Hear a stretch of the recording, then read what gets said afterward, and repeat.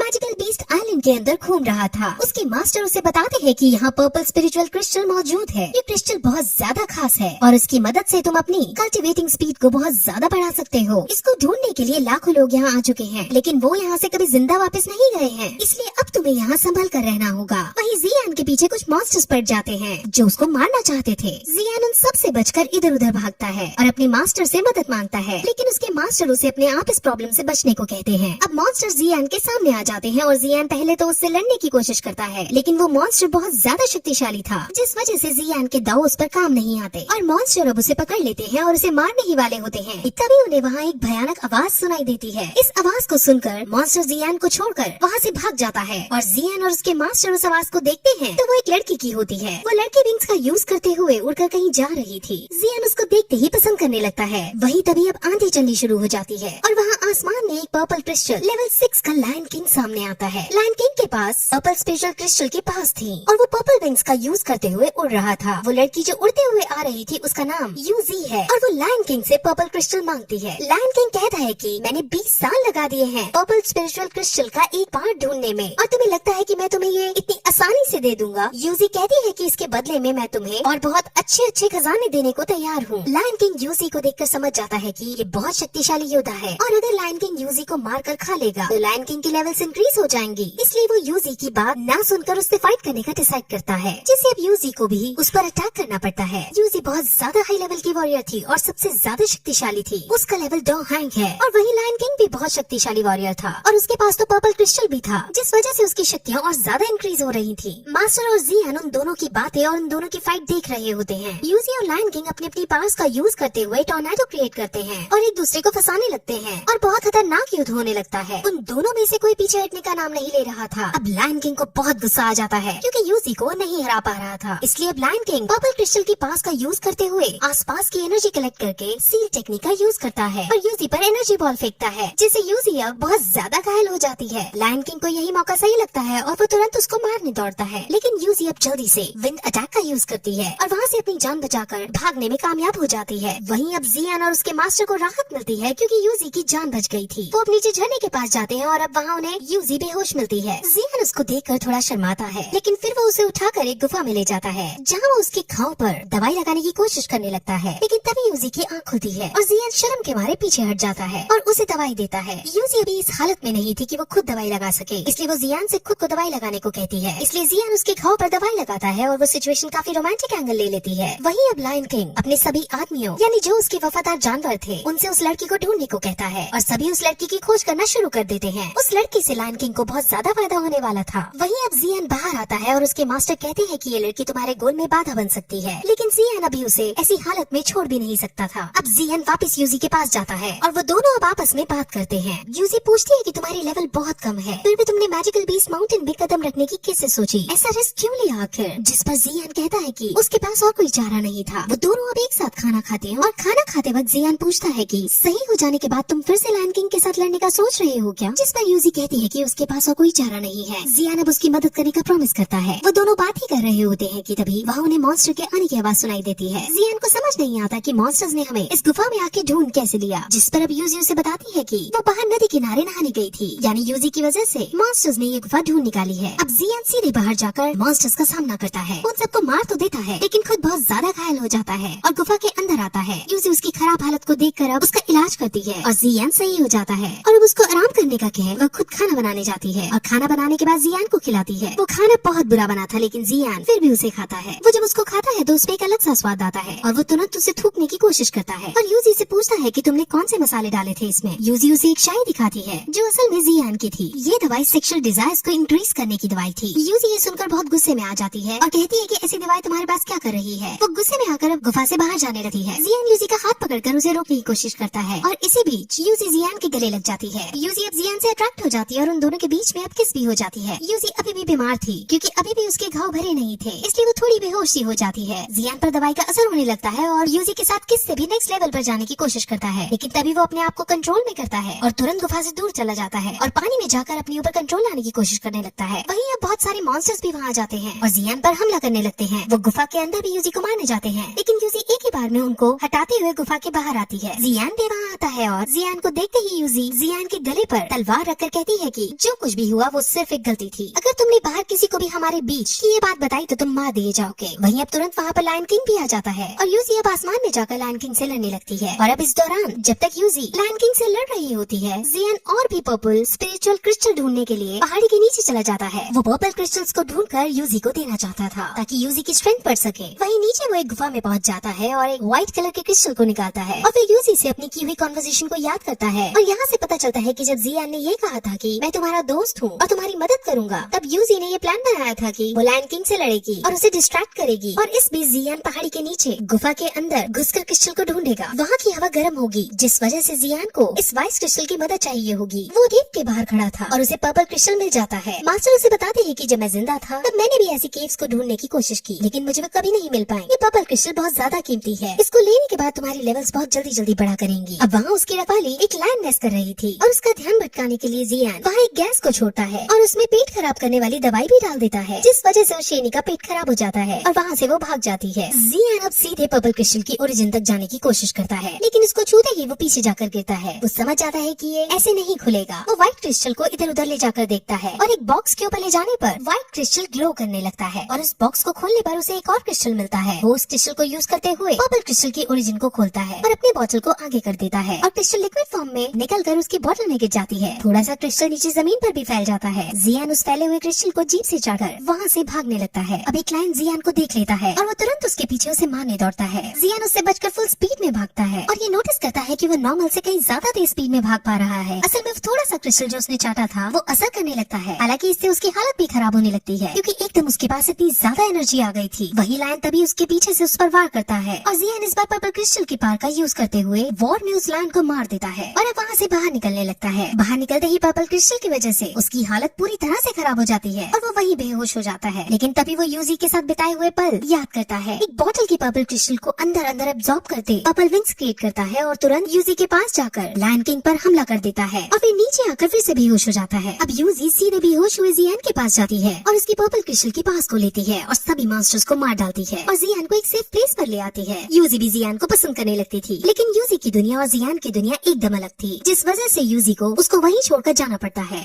और जब उसकी आँख खुलती है तो वो अपने मास्टर को अपने पास देखता है। उसका कवच उतरा हुआ था और उसके पास रखा हुआ था। वो मास्टर से पूछता है कि कल रात क्या हुआ था, जिस पर वो बताते हैं कि यूजी ने तुम्हारी मदद की, उसने तुमको बचाया था और तुम्हें अपनी बॉडी का यूज करते हुए हील किया। उसने तुम्हारी स्पिरिचुअल एनर्जी को पर्पल फ्लेम का यूज करते हुए इस वे में इंट्रोड्यूस किया कि तुम्हारी स्किल्स बढ़ गयी और अब तुम 9 स्टार के वॉरियर हो गए हो। वो तुम्हें ठीक करने के बाद चली गई। यूजन आगे बढ़ता है जहाँ अब क्योंकि वो 9 स्टार पर आ गया था, इसलिए उसके मास्टर उसे एक नई स्किल सिखाते हैं। इस स्किल का नाम एक्सप्लोसिव स्टेप है और ये बहुत खतरनाक वाला अटैक है। इसे सीख कर जियान बहुत खुश होता है, लेकिन क्योंकि उसने लेवल 9 तक प्रैक्टिस किए बिना प्राप्त की थी, इसीलिए अब उसे इसको अच्छे से सीखने के लिए कम से कम रोज एक लेवल 5 से ज्यादा बड़े मॉन्स्टर को मारना होगा। सिर्फ ऐसा करने से ही उसकी ये इंटेंस पावर स्टेबलाइज हो सकती थी। वहीं हमें पास के जंगल में ब्लड गैंग के आदमी और उसके साथ एक लड़की को भागते हुए दिखाते हैं। वो दोनों वॉल्फ मशीनरीज के आदमियों से डर कर भाग रहे थे।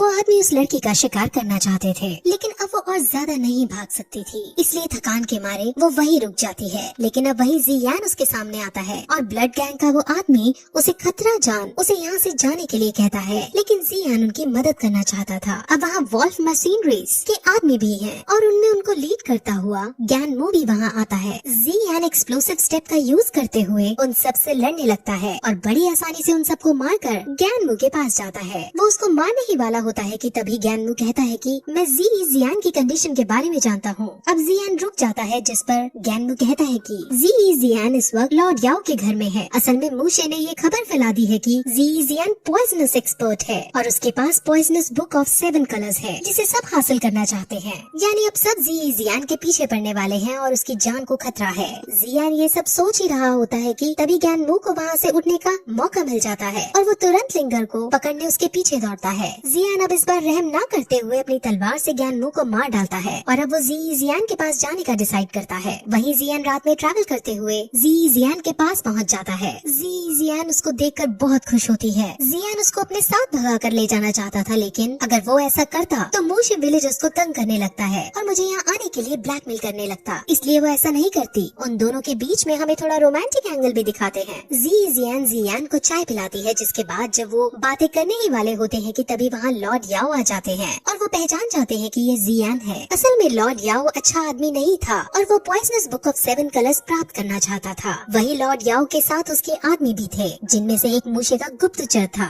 वो गुप्तचर सीधे मूशे के पास जाकर जियान की खबर दे देता है। वही लॉर्ड याओ जब उन दोनों को वहाँ से नहीं जाने देते, तब जियान उसे मारने के लिए आगे बढ़ता है। लेकिन लॉर्ड याओ इतना पागल भी नहीं था। उसने पहले ही जब वो यहाँ आया था एक तरह का जहर छोड़ दिया था, जिससे जियान लड़ तो बिल्कुल नहीं पाता। लेकिन जी जियान फिर कहती है कि मुझे तुम्हारी इस प्लानिंग के बारे में पहले ही पता था, जिस वजह से मैंने चाय के अंदर एंटीडोट मिलाकर जियान को पिला दिया था। अब जी जियान और भी कहती है कि पागल तो तुम हो, क्योंकि यहाँ इस कुर्सी पर मैंने जहर मिला रखा था और उसी पर तुम बैठ गए हो। अगर अब तुम मुझे नहीं जाने दोगे तो मैं तुम्हें इसका एंटीडोट नहीं दूंगी। अब लॉर्ड याओ मरता क्या ना करता, इसलिए वो वहाँ से अपने पक्षी पर बैठकर जियान को लेकर वहाँ से चली जाती है और लॉर्ड याओ को एंटीडोट दे जाती है। वहीं अब वो दोनों मूशे के पास ही जाते हैं, जहाँ जियान अब मूशे से लड़ने के लिए तैयार हो जाता है। मूशे बहुत महान योद्धा था, जिसे हराना आसान नहीं होने वाला था, लेकिन फिर भी वो दोनों फाइट शुरू करते हैं, जिसके अंदर जियान अब सारी स्किल्स बारी बारी यूज करता है। फाइट में मूशे पर जियान अटैक कर रहा था और इस बार मूशे कमजोर पड़ रहा था। वहीं अब मूशे फिर अपनी नई स्किल के बारे में बताता है और कहता है कि वो थर्ड बॉक्स मैंने खोल लिया था और उसके अंदर से मैंने ये स्किल प्राप्त की। वहीं अब उस एनर्जी का यूज करते हुए वो जियान पर अटैक करता है और जियान भी अपनी मास्टर की सलाह से फुल जोश में आकर उस पर अपनी एनर्जी फेंकता है और इस बैटल में फाइनली मूशे हार जाता है। लेकिन तभी वहाँ एक सैनिक खड़ा हो पीछे से उस पर अपनी तलवार चला देता है, जो जियान के पेट में घुस जाती है। लेकिन अभी जियान को कुछ नहीं होता, क्योंकि सेकंड बॉक्स में उसे आर्मर मिला था जो वो उसकी रक्षा कर लेता है। और अब जियान को अपने साथ अपने घर आराम करने के लिए ले जाती है और इसके साथ ये एपिसोड खत्म हो जाता है। जैसा कि हमने लास्ट एपिसोड में देखा कि जियान ने मूशे को मार दिया है और अब इससे वॉल्फ मशीन रेस पूरी तरह से खत्म हो गया है। जियान के साथ उसके पक्षी पर बैठकर एक बहुत सुंदर से आइलैंड पर पहुंच जाता है, जहां एक सुंदर सा घर है और बहुत सारे अलग अलग तरह के हर्ब्स हैं। इस जगह को वैली ऑफ मेडिसिन्स कहते हैं। असल में जियान एक पॉइजनस एक्सपर्ट थी, इसीलिए वो इस जगह पर हर्ब्स कलेक्ट करने आती रहती थी। अब वो दोनों कुछ टाइम यही रुकने का डिसाइड करते हैं, क्योंकि जियान को कुछ मेडिसिन कलेक्ट करनी थी और जियान को यहाँ पर अपनी प्रैक्टिस करनी थी। वो दोनों अब अपना अपना काम करते हैं और ऐसा करते वक्त वो दोनों एक दूसरे के करीब भी आते हैं। असल में जियान को पसंद करती थी, लेकिन जियान समझ नहीं पा रहा है और वो अभी भी जियान को एक दोस्त की तरह ही ट्रीट कर रहा है। जियान अब जियान का बना हुआ खाना खाता है और उसे काफी पसंद आता है और उसकी तारीफ भी करता है। लेकिन तभी जियान को थोड़ा चक्कर आता है। जियान उससे उसकी हालत के बारे में पूछता है, जिस पर वो अपने को ठीक बताती है। वो उसको डांस भी करके दिखाती है और कहती है, देखो बिल्कुल सही हूँ मैं। जियान को उसका डांस बहुत पसंद आ रहा होता है, लेकिन तभी उसके मास्टर उसको याद दिलाते हैं कि उसको एक मॉन्स्टर मारना है और वो तुरंत जंगल की ओर निकल जाता है।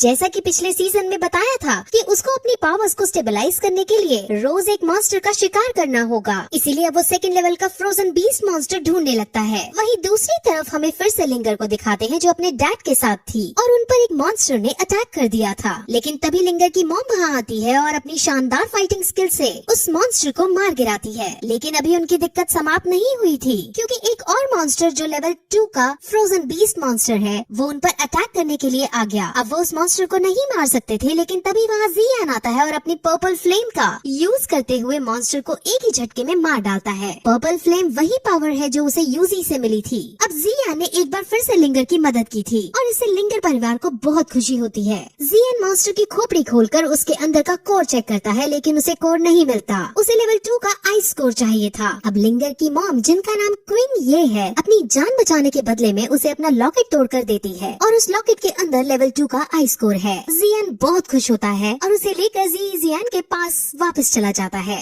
वहाँ वो जियान को बेहोश हुआ पाता है और इससे वो बहुत डर जाता है। उसके मास्टर फिर उसे बताते हैं है कि इसके पास पॉइजनस बॉडी है। दैट मीन्स इन्हें बचपन से ही छोटे छोटे अमाउंट में पॉइजन दिया जाता है। पॉइजन इनकी पावर को इंक्रीज करता है, लेकिन अगर कभी ये पॉइजन को अपनी बॉडी में सह नहीं पाते तो ये बीमार होकर मर भी सकते हैं। अब जियान समझ जाता है कि कल रात को जियान को जो चक्कर आए थे वो इसी बीमारी के सिम्टम थे। जियान को सही करना चाहता था, इसलिए वो उसके होश में आने तक उसके पास बैठकर वेट करता है। और जब जियान जागती है तो वो कहता है कि वो जियान को कुछ नहीं होने देगा और उसे इस प्रॉब्लम से निकाल देगा। फिर अगले दिन जियान के सामने अपने सपने को रखती है कि वो इस पूरे कॉन्टिनेंट में घूमना चाहती है, लेकिन इस हालत में उसका बाहर जाना सही नहीं था, इसलिए जियान उसे मना कर देता है और फिर वो दोनों बाहर जाकर बैठते हैं, जहाँ जियान उसे रोमांटिक होकर कहती है कि मैं हमेशा तुम्हारे साथ रहना चाहती हूँ। लेकिन जियान इसे मजाक में लेते हुए कहता है कि जब तक तुम सही नहीं होगी मैं तुम्हारे साथ ही रहूंगा तुम्हारी केयर करने को। अब जियान इससे काफी उदास हो जाती है और जियान के कंधे पर सर रखकर सो जाती है। अब फिर रोजाना की तरह जियान जंगल होकर वापस आता है, जहाँ वो पूरे घर में जियान को नहीं पाता। उसे वहाँ एक नोट दिखता है जो जियान ने जियान के लिए छोड़ा था और उसमें लिखा था कि जियान के लिए उसके गोल में अड़चन नहीं बनना चाहती। वो नहीं चाहती कि जियान की ही केयर करता रहे और अपनी प्रैक्टिस और अपने सफर को बीच में ही छोड़ दे। इसलिए जियान अब खुद जियान से दूर चली गई और वो उस लेटर में अपने प्यार का इजहार भी कर देती है। और जियान अब ये सब पढ़कर उदास हो जाता है, लेकिन वो डिसाइड करता है कि जब भी अगली बार उसकी मुलाकात जियान से होगी तो वो उसका इलाज जरूर करेगा। अब अगले एपिसोड की शुरुआत में हमें जियान को ही दिखाते हैं, जो जियान के जाने के बाद और अच्छे से मोटिवेट होकर प्रैक्टिस करता है और इससे वो दोषी 1 स्टार पर पहुंच जाता है, यानी अपग्रेड हो जाता है। उसके पास पर्पल फ्लेम तो थी ही, लेकिन अब उसे और भी डिफरेंट फायर कोर हासिल करनी थी, इसीलिए उसके लिए उसे टैगोर डेजर्ट के अंदर जाना है। लेकिन टैगोर डेजर्ट के अंदर जाने के लिए उसे एक खास तरह के उड़ने वाले जानवर की जरूरत है और उस जानवर का नाम हाउई है। हाउई ब्लैक रॉक सिटी के अंदर ही मिलते हैं, इसलिए अब वो ब्लैक रॉक सिटी के अंदर जाने का डिसाइड करता है। वहाँ उसके मास्टर उसे एल्केमिस्ट एसोसिएशन के अंदर जाने को कहते हैं, क्योंकि वहाँ से उसे कुछ ऐसा मटेरियल मिल सकते थे जो उसके कॉम्बिनेशन में बहुत मदद देने वाले हैं। असल में हमारा जियान अपने मास्टर के सिखाने से बहुत अच्छा एल्केमिस्ट बन चुका है, यानी उसे भी दवाई बनाने की टेक्निक्स आ गई हैं। वो सीधे अब एल्केमिस्ट एसोसिएशन के अंदर जाता है, जहाँ पर गार्ड्स उसे उसका इनविटेशन लेटर मांगते हैं, लेकिन उसके पास तो कोई इनविटेशन था ही नहीं। असल में एल्केमिस्ट एसोसिएशन के अंदर रैंक 1 एल्केमिस्ट बनने की एग्जाम चल रहा था। वहीं तभी एक रैंक 4 का एल्केमिस्ट वहाँ आता है और वो इस एग्जाम का जज भी है। असल में जो जितना अच्छा एल्केमिस्ट होता है उसके पास उतनी ही ज्यादा रैंक होती है, यानी रैंक 4 का एल्केमिस्ट रैंक 1 के एल्केमिस्ट से सुपीरियर है। इसका नाम मास्टर आओताऊ है और जब वो जियान को देखता है तो वो समझ जाता है कि इस लड़के में कुछ तो खास है। मास्टर आओताऊ के साथ उसकी डिसाइपल लिनफी नाम की लड़की भी थी, जो बहुत नकचड़ी लड़की है। उन दोनों के अंदर जाने के बाद वहाँ अंदर से एक लड़का निकल कर आता है जो जियान का मजाक उड़ाने लगता है और वो कहता है कि तुम्हारे पास तो इनविटेशन ही नहीं है तो तुम यहाँ कैसे आए। वहीं जियान अपनी पावर्स का यूज करके दूर खड़े होकर ही उसके बालों में पर्पल फ्लेम लगा देता है, जिससे गार्ड्स बहुत शॉक हो जाते हैं और वो जियान की इस खास एबिलिटी को देखकर उसे अंदर जाने देते हैं। अंदर बहुत सारे स्टूडेंट्स थे जो एग्जाम देने आए थे। वहाँ 2 जज भी खड़े थे, जिसमें से एक तो आओताऊ है और दूसरे फूलैन है। फूलैन के डिसाइपल एक जुईमी नाम की लड़की है। एग्जाम शुरू होने से ठीक पहले वो वहाँ आ ही जाती है और अब उनका एग्जाम शुरू होता है। सबको एक खास तरह की पिल बनानी थी और जो वो पिल बना देता उसको रैंक 1 का दर्जा दे दिया जाता है। अब काफी कोशिश करने के बाद अपनी अपनी पिल बनाते हैं और 1 घंटे बाद एग्जाम ओवर होता है, जिसके अंदर ज्यूमी, लीवी और कुछ स्टूडेंट्स पास हो जाते हैं। और जब जियान की दवाई चेक की जाती है तो वो बहुत ज्यादा ग्लो करती हुई मिलती है, यानी सबसे अच्छी मेडिसिन जियान ने बनाई थी। अब दोनों जज जियान की तारीफ करते हैं, जिस पर जियान शर्माता हुआ उनसे कहता है कि वो रैंक 2 का भी एग्जाम देना चाहता है। अब वहाँ खड़ी लीवी को ये बात हजम नहीं होती और वो उसको नीचा दिखाने के लिए कहती है कि अगर इतना ही घमंड है अपनी पावर्स का तो मैं अभी अरेंजमेंट करती हूँ। वो तुरंत वहाँ रैंक 2 के एग्जाम का सामान लाती है और उसको पिल बनाने को अब कहा जाता है। वो रैंक 2 की पिल बनाने लगता है और कुछ ही देर में वो पिल बना डालता है। अब इससे वहाँ खड़े सब लोग बहुत शॉक हो जाते हैं, क्योंकि 19 साल की उम्र में ऐसा कर पाना किसी के बस की बात नहीं थी। वो सब उसकी बहुत तारीफ करते हैं, लेकिन अब जियान उनसे जीतने के बाद कुछ इंग्रेडिएंट्स चाहता था। वो कहता है कि मुझे core of rank 3 I spirit cold fountain चाहिए। असल में इन दोनों मटेरियल्स को लेने के बाद ही जियान बाकी डिफरेंट फ्लेम्स को सहन कर पाने में सक्षम हो पाता। जजेस अब उसे एक लाइब्रेरी के अंदर ले जाते हैं जहाँ ये चीजें ढूंढने लगते हैं, लेकिन उन्हें आइस स्पिरिट कोल्ड फाउंटेन नहीं मिलता। अब थोड़ी देर बाद मास्टर आओ तो चुपके से जियान को अपने साथ एक जगह ले जाने लगते हैं। असल में शहर के अंदर एक बहुत बड़े ट्रेजर कलेक्टर के पास आइस स्पिरिट कोल्ड फाउंटेन है और वहाँ जाकर वो उसके घर के अंदर जाते हैं। उसका घर एक भूल भुलैया की तरह था जहाँ कदम कदम पर जाल बिछाए थे और वहाँ जादुई चीजें रखी थी। और अंदर कमरे में जाने पर उसे एक पतला सा अजीब आदमी दिखता है। उसका नाम गूते है और उसके पास कई तरह के कीमती खजाने रखे थे। वहाँ जियान उसको ट्रीट करने की कोशिश करता है और कहता है कि मैं आइस स्पिरिट फाउंटेन के बदले तुम्हें बहुत कीमती चीज दूंगा। जिस पर वो पूछता है कि तुम क्या दे सकते हो, तो जियान पर्पल फ्लेम का एसेंस उसके सामने रखता है। पर्पल फ्लेम बहुत ज्यादा कीमती है और बहुत ज्यादा महंगी। अब जियान और गूते के बीच ट्रेड हो जाता है और गूते से उसे आइस स्पिरिट कोल्ड फाउंटेन मिल जाता है। अब वो यहाँ से बाहर निकल जाता है और उसे एल्केमिस्ट एसोसिएशन से रैंक 3 की भी कोर मिल जाती है। वहाँ वो एक बुढ़े आदमी को नोटिस करता है जो एक लड़की के साथ अय्याशी करता हुआ आ रहा था और वो निर्दोष लोगों पर अत्याचार कर रहा था। उसके साथ उसका एक चेला भी था। जियान उसे रोकने की कोशिश भी करता है, लेकिन तभी वहाँ मास्टर आउतो आते हैं और उनके डिसाइपल लीफी भी आती है। लीफी जियान से इम्प्रेस हो गई थी और वो उसको गले भी लगाती है। वहाँ फूलैन अब जियान को 6 महीने बाद होने वाले एल्केमिस्ट इवेंट का भी इनविटेशन देते हैं, जिसको जियान एक्सेप्ट कर लेता है। अब मास्टर आउतो उसके लिए हाउ यी की एयर सर्विस का भी इंतजाम करता है और उसमें उसको बिठा कर विदा कर देता है। उस बोट में फूलैन और वो बुरा ओल्ड मैन भी है। अब जियान के पास वो सारे इंग्रेडिएंट्स थे जो उसे एक ऐसी दवाई बनाने के लिए चाहिए थे जो उसे बाकी फायर एसेंस स्वेलो करने में मदद कर सके। वो दवाई 4 रैंक की होगी और अब जियान अपने मास्टर से उसे बनाने के लिए कहता है। वो रैंक 4 की दवाई बहुत ज्यादा शक्तिशाली है और जियान के मास्टर उसको चेतावनी भी देते हैं कि इस रैंक 4 की दवाई को बनाते वक्त और बनाने के बाद हमें सावधान रहना होगा, क्योंकि ये दवाई कई लोगों का ध्यान अपनी तरफ खींचेगी। वही अब मास्टर उस दवाई को बनाने लगता है और उनको बनाते बनाते 2 दिन का समय लग जाता है और फाइनली दवाई बनकर रेडी हो जाती है। जब दवाई बनकर रेडी हो जाती है तो वहाँ आसपास पूरी बोट में एनर्जी वेव प्रोड्यूस होती है, जिससे सब समझ जाते हैं कि जियान अपने मास्टर के साथ कमरे के अंदर कुछ अलग तरह की खास दवाई बना रहा है। जियान के मास्टर उसे गेट पर रहकर पहरा देने को कहते हैं, क्योंकि दवाई में अभी कुछ फाइनल टचअप्स देने बाकी थे। कमरे के बाहर ओल्ड मैन कमरे के अंदर जाने लगता है और कहता है कि बोट के अंदर एक एनर्जी वेव आई है और बोट के अंदर सफर करने के दौरान हमारा ये जानना जरूरी है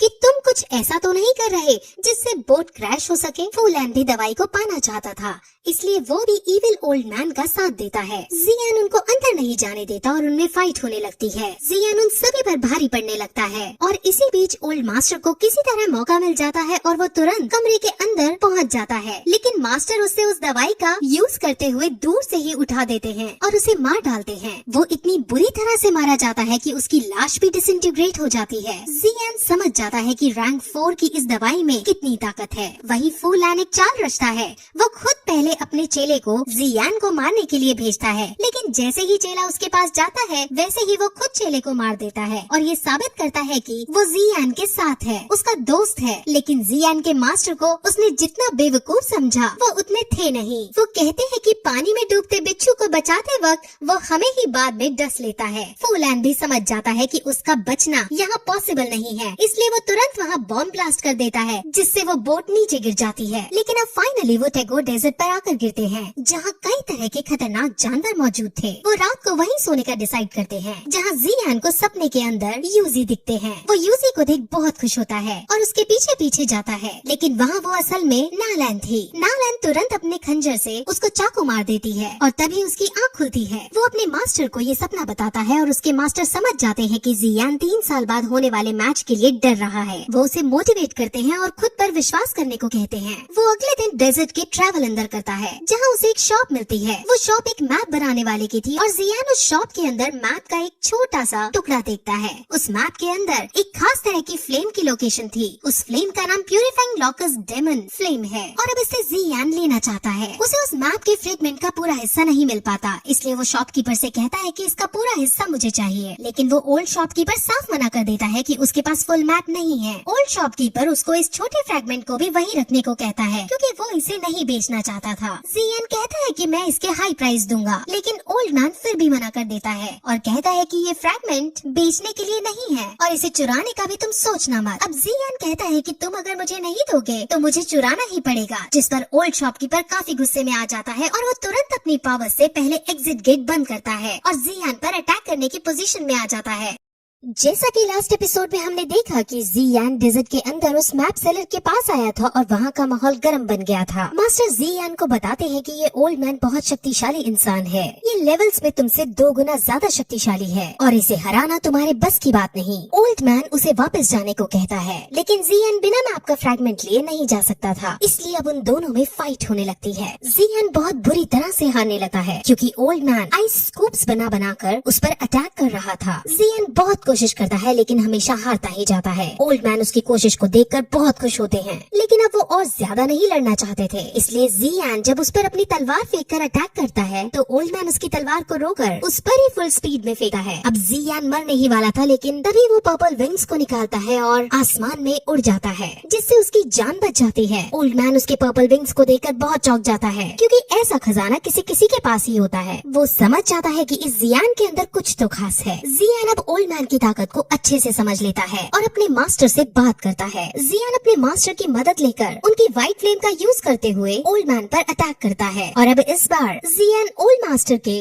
डंडे को तोड़ देता है। ओल्ड मैन अब आइस टॉर्नेडो क्रिएट कर जियान को उसमें फंसाने की कोशिश करता है, लेकिन जियान और उसके मास्टर अपनी पावर्स का यूज करते हुए उस टॉर्नेडो के अंदर जाकर उसे खत्म कर देते हैं और ओल्ड मैन को ही व्हाइट फायर का यूज करते हुए आइस के अंदर जमा देते हैं। अब जमा हुआ ओल्ड मैन उसे कहता है कि मैंने वो मैप का टुकड़ा 2 हिस्सों में बांट दिया था और अब वो दूसरा हिस्सा भी मेरे पास है। अब जियान को दूसरा हिस्सा लेने के लिए उन्हें आजाद करना पड़ता है, जिस पर अब ओल्ड मैन उसे अपना रियल इंट्रोडक्शन देते हैं। ओल्ड मैन का नाम ही बोतोंग है और ही पूरी दुनिया में फेमस आइस एम्परर है। जियान ये सुनकर बहुत सरप्राइज होता है क्योंकि उसके सामने ये जो बुढ़ा आदमी खड़ा है वो आइस एम्परर है और जियान ने अभी एक आइस एम्परर को हराया है। असल में कुछ समय पहले आइस एम्परर एक स्नेक मैन के ब्लड वाली लड़की से मिला। उस लड़की का नाम क्वीन मेडुसा है। क्वीन मेडुसा जाओहोंग्स लेवल के आखिरी चरण पर है, जिस वजह से ओल्ड मैन और उसकी फाइट जब हुई तब ओल्ड मैन तुरंत हार गया और तभी से ओल्ड मैन को एक श्राप मिल गया, जिस वजह से ओल्ड मैन की ताकत पर रेस्ट्रिक्शंस लग गए और उसकी ताकत कम हो गई। ओल्ड मैन अब ये चाहता है कि जियान उसके श्राप को तोड़ने में मदद करे और अगर जियान ऐसा नहीं करेगा तो आइस एम्परर उसे वो सेकंड फ्रैगमेंट नहीं देगा। वो जियान को मनाने के लिए उसे एक रैंक 6 की पिल भी देने को राजी हो जाता है। असल में वो जियान से ही कर्ज को तुड़वाने की रैंक 6 की पिल बनाने को कहता है और उसी से इसके इंग्रेडिएंट्स लाने को कहता है। जियान पहले तो उसकी इस बात से मना कर देता है, लेकिन उसके मास्टर उसे समझाते हैं कि तुम्हें इसकी बात मान जानी चाहिए क्योंकि जो पिल तुम हासिल करोगे उससे तुम्हारी बहुत प्रगति होगी। वो फिर उसे वो जगह बताता है जहाँ रैंक 6 की पिल बनाने के इंग्रेडिएंट्स उसे मिल सकते हैं। उसे एग्जैक्ट जगह तो नहीं पता, लेकिन प्रोबेबिलिटी है कि इन मार्क की हुई जगह से एक जगह पर इंग्रेडिएंट्स जरूर मिलेंगे। और अब वो मैप लेकर जियान सीधे उन जगहों पर तलाश करने के लिए निकल जाता है। उसे सबसे पहले फायर एसेंस खोजना था। वो डेजर्ट में उन लोकेशंस पर जाता है जहाँ चलते चलते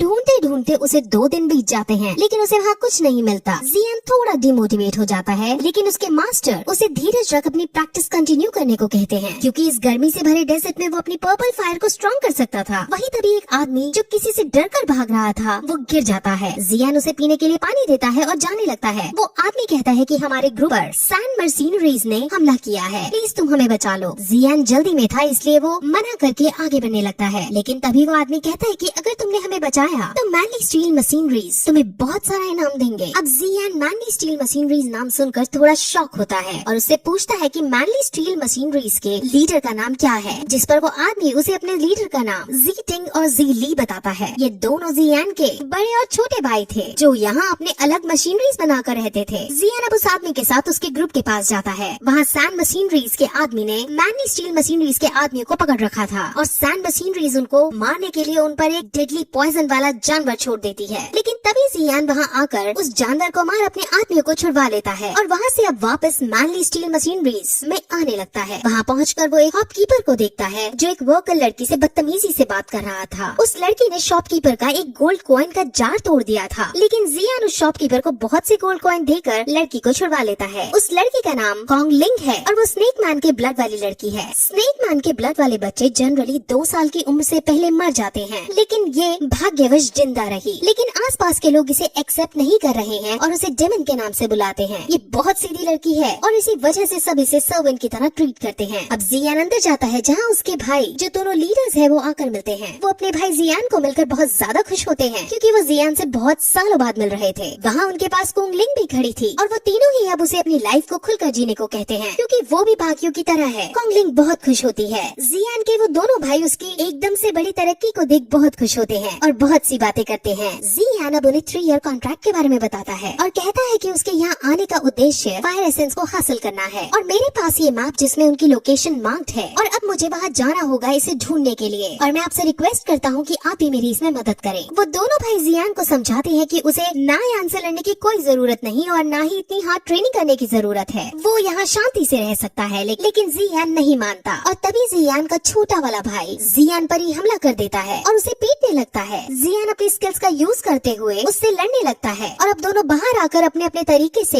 एक दूसरे पर अटैक करते हैं। अब ज़ीली अपनी तलवार से उसके सर पर वार करने लगता है और उसकी तलवार उसके सर पर लगने ही वाली होती है लेकिन तभी जियान पर्पल फ्लेम का यूज करते हुए उससे ज्यादा स्पीड में तलवार से बचकर उसके वार को रोक देता है और अब जियान गुस्से में पूछता है कि तुमने मेरे पे अटैक क्यों किया, जिस पर आसपास के सभी लोग उस पर हंसने लगते हैं और जियान को समझ आ जाता है कि उसके भाई सिर्फ उसकी एबिलिटीज को टेस्ट कर रहे थे और अब सबको समझ आ जाता है कि जियान इतना शक्तिशाली है कि वो बड़ी से बड़ी प्रॉब्लम्स को सह सकता है। अब सभी मैनली स्टील मशीनरीज उसकी मदद करने के लिए रेडी हो जाते हैं। अब उसके दोनों भाई मैप को देखकर उसके अंदर लोकेशंस का पता लगाने की कोशिश करते हैं लेकिन उन्हें ज्यादा कुछ समझ नहीं आता। तभी वहाँ कॉन्गलिंग आती है और उनसे कहती है कि कुछ समय पहले उसने ईस्ट साइड में अलग ही एनर्जी महसूस की थी और वो एनर्जी मेरे अंदर के ब्लड से मैच खाती थी। उस एनर्जी से वहाँ इतना भयानक एटमॉस्फेयर क्रिएट हुआ था कि सैंड मशीनरीज के आदमी भी कमजोर पड़ गए थे। वो दोनों भाई समझ जाते हैं कि अगर वो एनर्जी इसके ब्लड से मैच खाती है तो वो जरूर क्वीन मेडुसा है। वो पूछते हैं क्वीन मेडुसा किस लोकेशन पर रुकी थी, जिस पर वो मैप के अंदर एक लोकेशन मार्क करती है और वो लोकेशन वही लोकेशन थी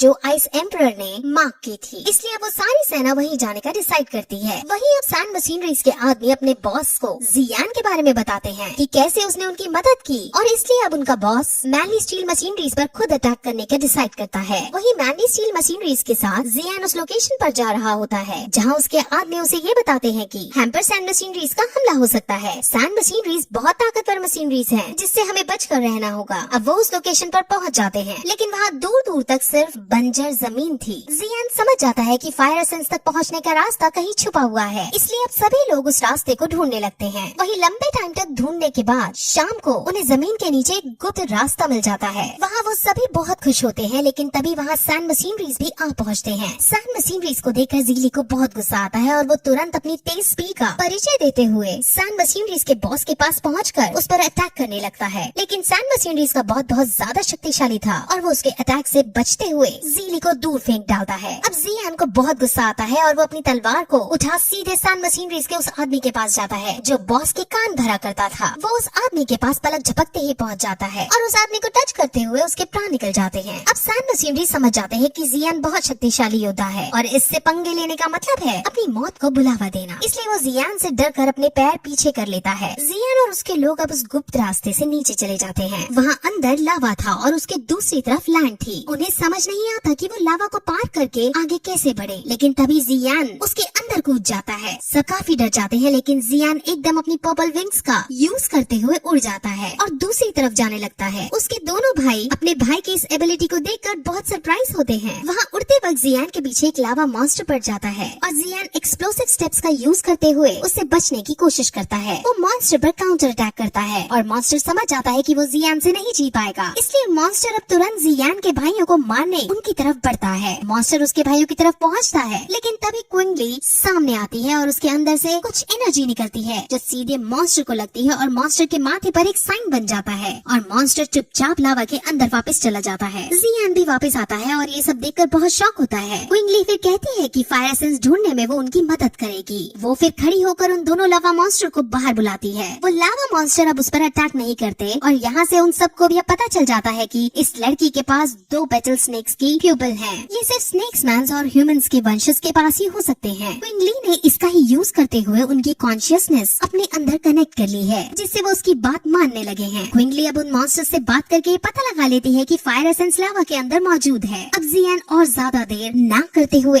लावा के अंदर कूद जाता है और उसके मास्टर अपनी स्किल्स का यूज करते हुए उसके आसपास चिलिंग बोन फ्लेम बना देते हैं। उसके मास्टर अपनी स्पिरिचुअल फॉर्म में उसके साथ थे जिस वजह से सिर्फ 1 घंटे तक ही चिलिंग बोन फ्लेम बना सकते थे, इसलिए जियान को अब जल्दी जल्दी लावा के अंदर से होते हुए फ्लेम एसेंस तक पहुंचना होगा। वहाँ अब उन्हें ट्रैवल करते हुए आधा घंटा बीत जाता है और जियान हिम्मत हारने लगता है और ऊपर वापस जाने लगता है, लेकिन वो दोनों लावा मॉन्स्टर उसे पकड़ आगे धकेल देते हैं और वो सीधे ब्लू लोटस जियोसेंट्रिक फ्लेम के के पास आकर गिरता है। उस ब्लू लोटस जियोसेंट्रिक फ्लेम के अंदर ही फायर एसेंस बनता है और अब वो उन्हें मिल गया था, इसलिए वो तुरंत वहाँ जाते हैं। लेकिन वहाँ सेंटर में जाने के बाद उन्हें वहाँ कुछ नहीं मिलता। जियान बहुत शॉक होता है और कुछ समझ नहीं पाता कि आखिर फायर एसेंस गया तो गया कहाँ। जियान बहुत ज्यादा टूट जाता है क्योंकि फायर एसेंस को पाने के लिए उसने अभी तक बहुत कुछ सहा था। वो बहुत जोर जोर से दुखी होकर चिल्लाने लगता है क्योंकि अब उसे ऊपर खाली हाथ वापस जाना था। लेकिन उसके मास्टर उसे प्यार से समझाते हैं कि इस दुनिया के अंदर और भी बहुत लोग हैं जो अपने गोल को हासिल करना चाहते थे, लेकिन उनमें से कुछ ही शिकार तक पहुंच पाते हैं। हमें बस हार नहीं माननी और हम जरूर शिकार तक पहुंचेंगे। अब जियान समझ जाता है और फिर से फायर एसेंस को खोजने का डिसाइड करता है। वहाँ तभी मास्टर को जमीन में धसी हुई एक चीज दिखती है जिसे वो बाहर निकालते हैं और वो चीज 7 कलर्स स्नेक फ्लेम है। वो समझ जाते हैं कि यहाँ क्वीन मेडुसा हमसे पहले आई थी और उसने ही फायर एसेंस को ले लिया है। और अब जियान समझ जाता है कि उसको अब कहाँ जाना है। और अब इसी के साथ ये सीजन का यही एंड हो जाता है।